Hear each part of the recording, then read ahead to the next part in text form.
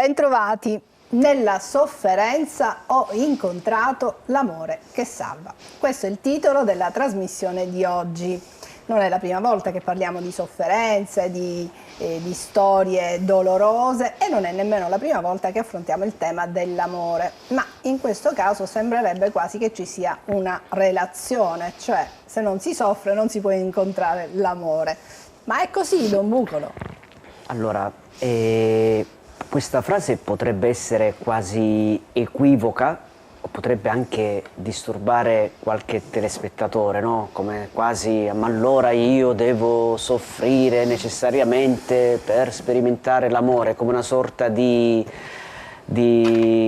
pedaggio da pagare in cui tutti dobbiamo soffrire. E purtroppo devo anche dire che a volte nella nostra fede passa questo, che quasi quasi la fede cristiana è la fede che abbraccia la sofferenza. In realtà, attenzione, non si è cristiani per soffrire, perché questo sarebbe disumano. Invece il cristiano è colui che vive pienamente la sua umanità, quindi ciò che è umano è cristiano, ciò che è cristiano umano.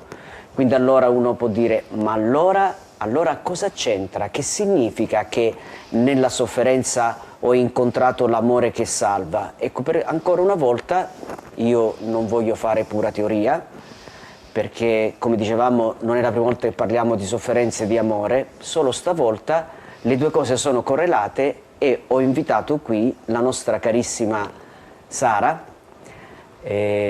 a farci dono della sua testimonianza divina per aiutarci a comprendere che significa nelle sofferenze ho incontrato l'amore che salva. Esatto, sì, perché sennò sembrerebbe proprio che se non si soffre non si può essere bravi cristiani, o che addirittura i cristiani sono sempre tristi, persone che soffrono, che offrono queste sofferenze. Sara, ben trovata, benvenuta in questa nostra trasmissione. Grazie. Cosa è successo e perché nella sofferenza hai incontrato questo amore che salva? Provengo da una famiglia cattolica praticante, all'età di 17 anni, negli anni dell'adolescenza, feci i conti con il mio non senso, con una crisi profonda, un dissidio interiore, un combattimento tra quello che erano i valori trasmessi, i valori cristiani trasmessi dalla mia famiglia e quello che mi proveniva dalla società. E quindi sono stata toccata da questa, sofferenza, ho vissuto questo profondo non senso. Mi sono chiesta più volte quale fosse il valore della mia vita, il senso della mia vita, perché ero nata, qual era lo scopo di questa vita, perché proprio io e non qualcun altro.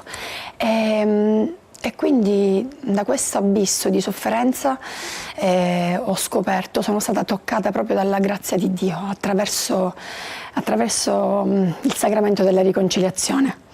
È stato lì che ho sperimentato l'amore di un padre che mi ha abbracciato e mi ha ridonato la dignità di figlia, una figlia amata, salvata e libera.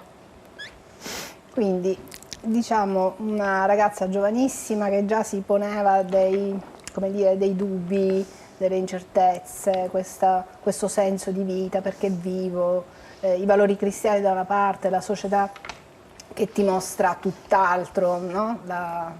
L'egoismo, la cattiveria, sappiamo quante brutture ci sono nella nostra società. La confessione e di colpo si apre uno squarcio nella vita di Sara.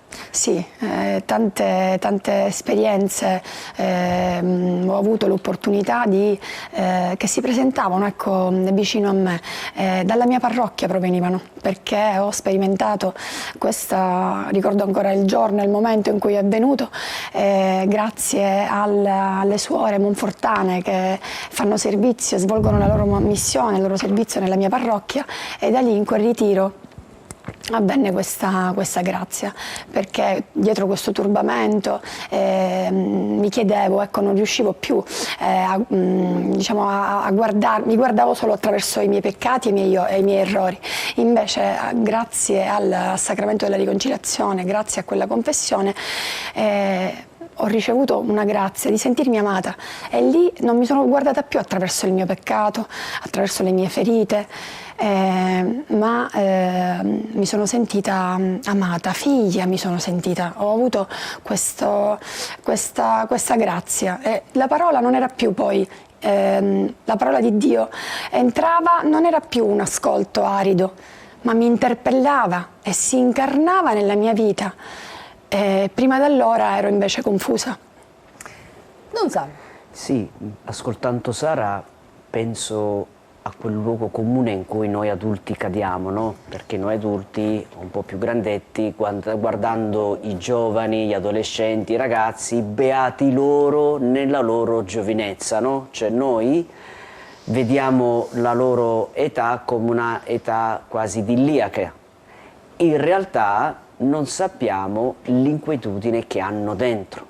Perché è chiaro, un ragazzo a quell'età, un adolescente, un giovanissimo, si pone i dubbi della vita, il suo futuro, il suo progetto, cosa farà, il senso della sua vita. Quindi noi non sappiamo cosa c'è in quel cuoricino. Sara però ha avuto la fortuna che questa sua inquietudine non l'ha chiusa in sé, poteva chiuderla in sé, poteva trovare un'altra risposta, o a volte si trovano delle compensazioni, altre strade. Lei ha avuto la persona di incontrare sulla sua strada persone di Dio che gli ha fatto sperimentare che in quell'inquietudine c'è un Dio che la ama, un Dio che l'abbraccia, un Dio che la fa sua, che la riconcilia, un Dio che la dà la risurrezione. Per cui possiamo dire che quella sua inquietudine è diventata la via maestra per fare esperienza di Dio, ma meno male sulla sua strada aveva trovato, possiamo dire, le persone che le hanno condotto a questa. Sara, quindi fin qui sembra una bellissima storia.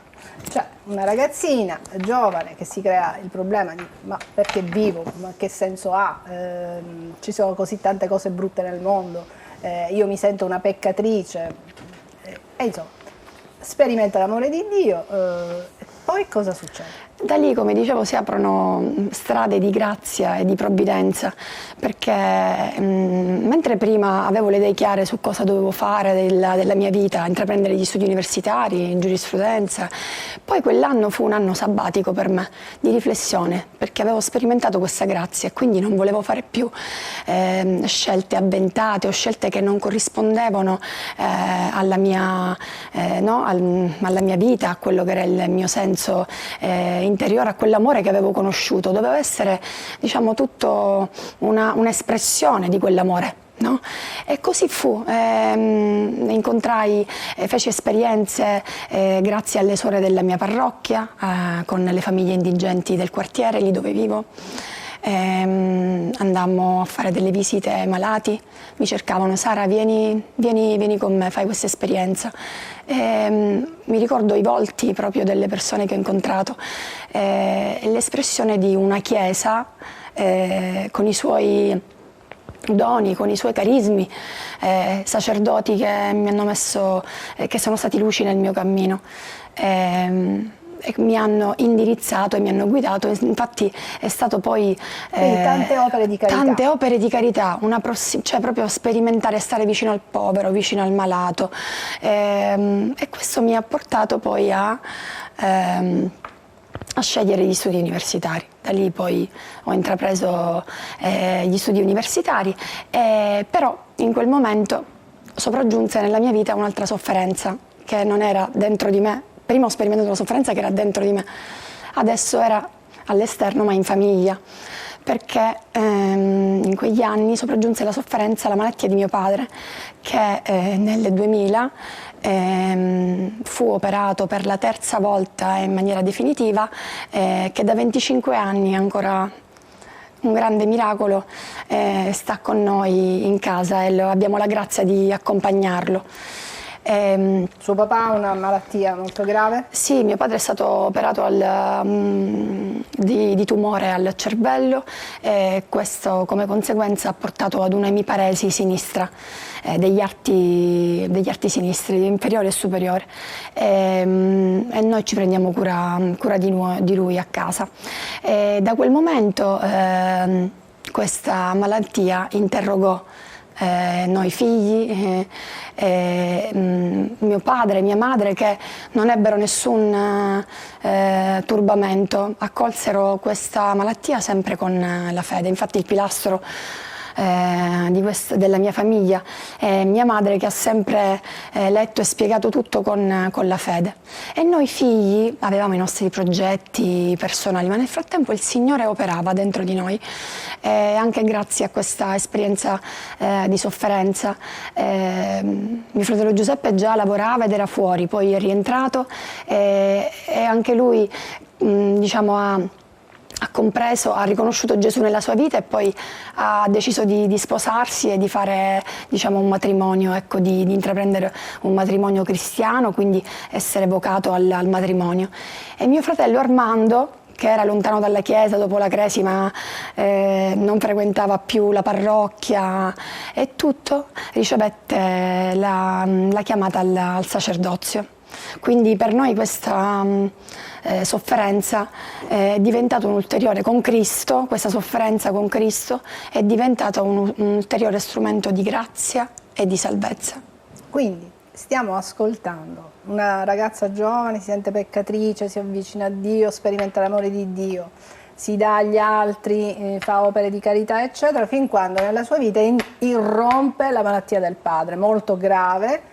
Se ho capito bene, un tumore al cervello, quindi una malattia seria con la quale convive da tanti anni. Da 25 anni. Da 25 anni, possiamo immaginare bene cosa vuol dire per una famiglia accogliere. Però Sara ci ha parlato di una famiglia cristiana, cioè questi valori cristiani che lei da ragazza percepiva fino a un certo punto, addirittura le creavano qualche, forse qualche idiosincrasia, cioè esatto.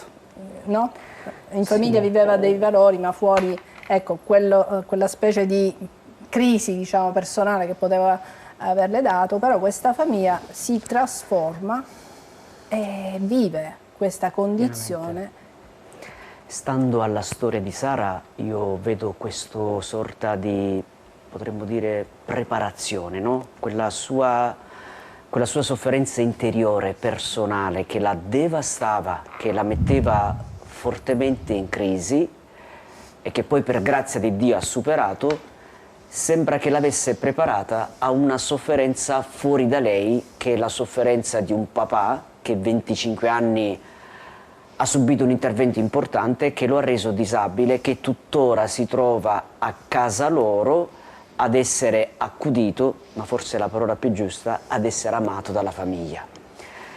E questo ci fa capire come non è vero che quando c'è un sofferente a casa, allora le relazioni familiari vengono un po' mortificate, no?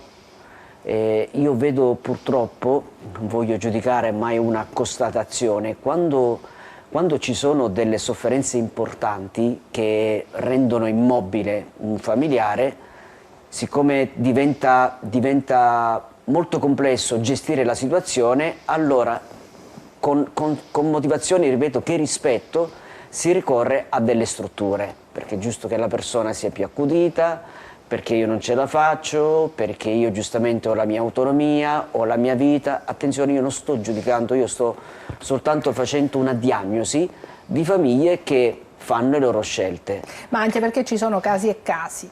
Probabilmente in certe strutture, dipende che tipo di malattia si ha, sono più accuditi. Questo non significa che la famiglia non può essere presente e vicina a quel malato, insomma. Esatto. La scelta di Sara e della sua famiglia è stata diversa, evidentemente, perché si può fare e lo fanno, cioè di tenere a casa il papà. È chiaro, c'è una possibilità, ma vuoi non vuoi, un sofferente sempre crea dei limiti, crea delle dipendenze, ci deve essere sempre qualcuno a casa, deve essere sempre qualcuno ad accudire, e questo accudire diventa esperienza di Cristo. Si parla di fede cristiana, cioè in quel papà, in quel marito che è sofferente c'è Gesù Cristo, e quella sofferenza stranamente diventa anche la radice di una vocazione sacerdotale. Il fratello Armando è diventato sacerdote, ora ha fatto una scelta importante di eremita, per vedere, io vedo un filo rosso tra la sofferenza di un papà, una croce di una famiglia, che diventa linfa vitale per la vocazione dei figli, che diventa addirittura sacerdote ed è una benedizione chiaramente per tutta la famiglia. Indubbiamente. Ci fermiamo per qualche istante, torniamo qui tra pochissimo.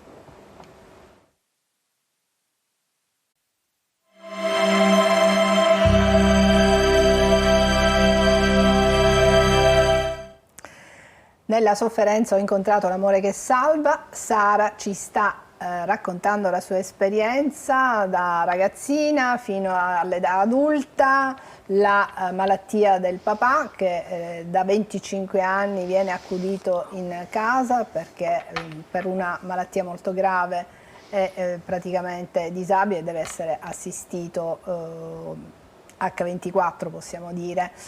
Che senso ha questa scelta?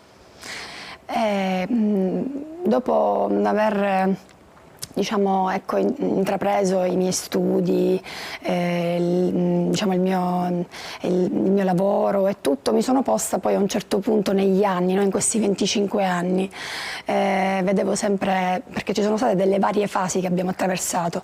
Prima erano mamma e papà che insieme si sostenevano a vicenda, poi la malattia comunque ha avuto una degenerazione e quindi c'è stato bisogno anche dell'intervento di noi figli. E questo sostenerci a vicenda, questa malattia, questa sofferenza non ci ha divisi, ci ha uniti e ci tiene ancora uniti a quello, io lo chiamo al letto di mio padre un altare, no? Perché unito sempre alle sofferenze di Cristo mi fa sperimentare un amore di Gesù crocifisso, ma che poi porta alla risurrezione, quindi sperimentiamo come mia mamma e mio padre sono uniti, consumati d'amore ma trasfigurati, no? Perché vivono un amore più forte della sofferenza, più forte della morte stessa. Cos'è la morte? No? Mi ricordo il Cantico dei Cantici, cioè nel senso come per dire che la morte è soltanto un fine, no? C'è una parte finale irrisoria, ma tutto quello che stiamo vivendo è vita, è la vita, è l'amore stesso, nonostante appunto la sofferenza. E io a un certo punto mi chiesi e feci discernimento, perché scusate, tutto quello che facevo nella mia professione lo potevo fare perché avevo a casa un grande esempio, esperienze con i malati terminali. E come si fa questa cosa? Come si fa a portare non solo la competenza professionale ma anche Cristo? Perché io ero cristiana, cioè sono cristiana, e quindi non portavo soltanto quella consolazione, quel compenetrarmi nella sofferenza di chi andavo a visitare. Fare l'esperienza lavorativa al centro per gravi, a Loda, con i disabili, ma io potevo fare tutte queste esperienze che si presentavano, non le cercavo, ma si presentavano come provvidenza nella mia vita. Anche da questo punto di vista lavorativo il Signore non mi ha fatto mancare niente. E quando io decisi, mi chiesi, dico: Signore, ma tu da me cosa vuoi? Come appieno, come posso, no? Vivere appieno la mia vocazione di cristiana, di battezzata, di figlia amata, perché tutte queste cose mi portavano fuori, ma io facevo i conti con l'amore di un padre che necessitava a casa di questo accudimento. E allora decisi, capii che la volontà di Dio in quel momento era quello di rimanere a casa ad occuparmi dei miei.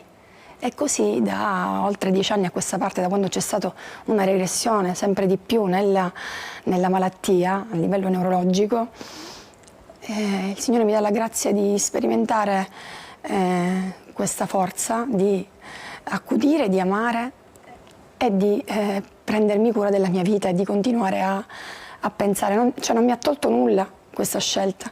Io avrei voluto fare gli studi fuori, ma non è stata una rinuncia per me, è stato aver scelto quello che in quel momento il Signore mi chiedeva di fare, e ho sentito una grande pace e continuo a vivere di questo amore che i miei genitori mi danno. Quindi certo, perché Sara è rimasta da sola, abbiamo capito che un fratello è diventato sacerdote, l'altro si è sposato, quindi Sara adesso è a casa e sta con i suoi, quindi da che prima si dedicava agli altri, ai malati terminali abbiamo capito, alle persone in sofferenza, poi ha capito ma io ce l'ho a casa la persona da accudire, quindi è inutile cercare fuori, o meglio non è che è inutile, diciamo che è prioritario prendersi cura del papà e della mamma adesso, che saranno, anche la mamma sarà grande, 75 anni adesso. 75 anni, quindi immagino che è una donna che anche lei va seguita quantomeno. C'è una frase che più volte Sara ha ripetuto: io ho scelto. E dietro questa frase c'è una frase che lei ha detto, ma mi piace evidenziare: io ho scelto perché il Signore mi ha chiamato a fare questo. Quindi non è una scelta che parte solo da me, perché si potrebbe facilmente criticare: ma perché Sara, ma la tua vita, il tuo futuro, hai rinunziato alla tua realizzazione, potevi fare altro, non penso che un genitore voglia mortificare il figlio, quindi si potrebbe obiettare in questo modo, giustamente. In realtà, e questa è la frase importante che Sara ci sta donando in questa puntata, io ho scelto perché il Signore mi ha chiamato a questo. E quando c'è una chiamata, quando c'è una vocazione, quando c'è qualcosa dall'alto, allora lì bisogna fare silenzio. Lì c'è il mistero di Dio che intreccia nella storia di Sara e che le porta a fare qualcosa, e lei si trova, e questa è la cosa straordinaria, dinanzi a un sacramento del matrimonio. Ha utilizzato queste parole: consumato e trasfigurato. Consumato perché c'è un dolore, c'è una sofferenza, c'è un qualcosa che porta a delle difficoltà, ma trasfigurato perché non è vero che la sofferenza toglie bellezza, ma anche trasfigura. E qui, vedendo in questo momento Sara commossa, vedo veramente il suo volto trasfigurato perché sta dando lode a Dio, e io la ringrazio per aver accettato di venire a questa trasmissione a dare testimonianza di come il Signore in modo creativo ha voluto fare strada nella sua vita, e per cui è una benedizione la sua presenza in questa trasmissione. Grazie a voi, e io ringrazio i miei genitori e benedico i miei genitori per come sono e per quello che mi stanno donando. Sono io che ricevo, nonostante le coccole, le cure che io posso dare, però è molto di più quello che ricevo che riesco a dare. Ognuno dei figli, nonostante ha intrapreso la propria strada, siamo sempre lì, presenti e vicini, ognuno come può. Sì, c'è questo amore che circola fra di voi, sì, una cosa e che da quello che ho capito è partito dall'unione forte di amore e di fede da parte dei vostri genitori. Sì, di mia mamma, che ha sempre spiegato tutto con Dio Padre e amore. Dio è amore, Dio è Padre, è stata la spiegazione di ogni cosa, sempre, mai un turbamento, mai un cedimento, ha sempre offerto ogni cosa, sia nelle gioie che nei dolori, ogni sofferenza. Veramente quando si prega, l'esperienza anche della preghiera quotidiana, per questo anche la preghiera, cioè, per noi è vita quotidiana, perché la cura non è soltanto appunto fisica, ma anche quella spirituale. Sì, e in questo abbiamo potuto sperimentare veramente questa grazia di Dio. E questo mi conferma un'idea che io tengo molto nel cuore, perché in diocesi mi occupo della pastorale familiare diocesana, e sotto gli occhi di tutti che il nostro catechismo nelle parrocchie è un po' in crisi. C'è la difficoltà a trasmettere la fede alle nuove generazioni. In Sara e nella sua famiglia abbiamo una luce, una risposta. La fede si trasmette in casa. Quando una madre, dinanzi a un marito, dinanzi a un padre, dà questa risposta di fede, i figli vengono contagiati da questa fede, a tal punto che c'è uno che è sacerdote, un altro che ha fatto la sacerdoza di vita e una che si dona totalmente ai genitori. Quindi mi conferma come il luogo proprio in cui si trasmette la fede è la famiglia, è la chiesa domestica, è la testimonianza, è la vita. Il fatto che la fede non ne sento parlare, la tocco, la sperimento, la vivo, non ho bisogno di essere dimostrata, mi è presentata davanti, e di questo rendo lode e grazie al Signore. Eh sì, perché la testimonianza dei genitori di Sara è fondamentale, la mamma che non retrocede davanti a nessuna difficoltà e continua a parlare dell'amore di Dio, che lo sperimenta nella sua vita, quindi lo trasmette questa sua fede ai figli, inevitabilmente. E poi c'è anche, questo è importante, il sacramento del matrimonio, i 50 anni di matrimonio vissuti nella fedeltà, che è una fedeltà in cui potrei dire la sofferenza è come un fuoco che consuma ma trasfigura l'amore. Ecco, questa sofferenza ha consumato e consuma tuttora, ma lo trasfigura a tal punto che Sara si trova lì a contemplare le meraviglie del Signore e non poteva oggi non testimoniare questo. Grazie a voi. Grazie, di questa Sara. opportunità. Grazie, perché veramente parlare di quello che ci ha toccato profondamente, di Cristo, è quello che dobbiamo, ecco, la nostra missione, il nostro scopo di vita, ecco. Beh, grazie veramente tantissimo Sara, un saluto e un abbraccio ai tuoi genitori, a papà. Grazie. Come si chiama papà? Nino. Papà E Nino. Anna. E alla mamma Anna. Vi salutiamo, ringraziamo Don Bucolo che ancora una volta con le sue precisazioni, con le sue pillole di saggezza ci sottolinea le storie che di volta in volta Dello proponiamo. Spirito Santo suggerisce. Grazie alla regia che ci ha seguito fin qui e grazie ovviamente anche a voi che ci avete seguito fino a questo momento. Vorrei ricordarvi che questa, come altre trasmissioni, potete trovarle su YouTube, dovete andare nel canale siciliaplay.it. Grazie ancora e alla prossima.